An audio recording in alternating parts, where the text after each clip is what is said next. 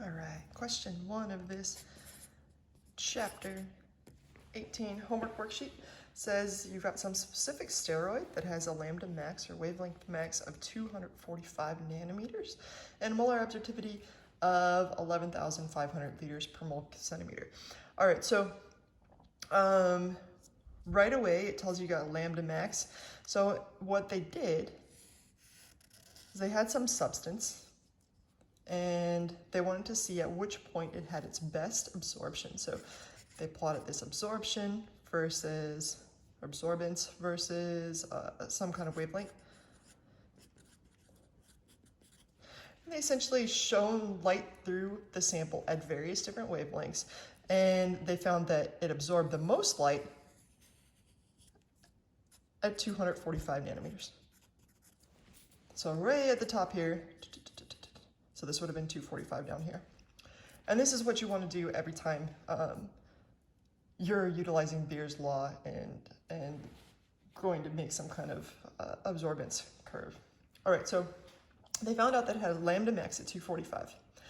And this is rare. Usually you have to build a calibration curve to get this, but it says it has a known molar absorptivity, so you must know what you're working with, of 11,500 liters per mole centimeter.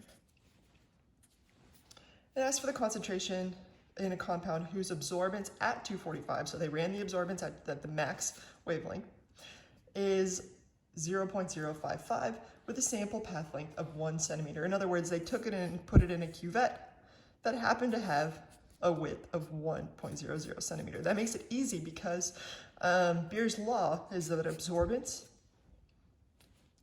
equals the molar absorptivity times the path length times the concentration. Again, this is molar abs, which is usually a pretty big number. It's specific to each molecule. This is the path length.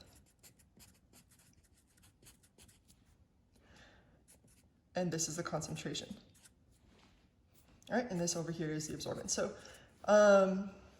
when we go to plug and chug, essentially we say, okay, we got 0.055. Absorbance is a unitless number, equals the molar absorptivity coefficient, which they give you, 11,500 liters over mole times centimeter, times the path length, B, which was 1.00 centimeters. It usually is. Very rarely is it something different. Times the concentration, C, and this is what we're solving for. So all we do is divide both sides by this 11,500 times 1, which would be 11,500.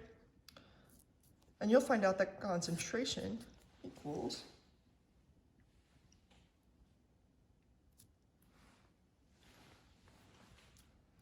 about 4.8, because it's got 2 sig figs, times 10 to the negative 6 mole per liter. Now it's important to write out units because when you're looking at this, if this is centimeters and that centimeters, they cancel. So you make sure that your units end up right. The only way you're going to get unitless is if you have mole over liter over here to cancel out this liter over mole. And that would be your answer.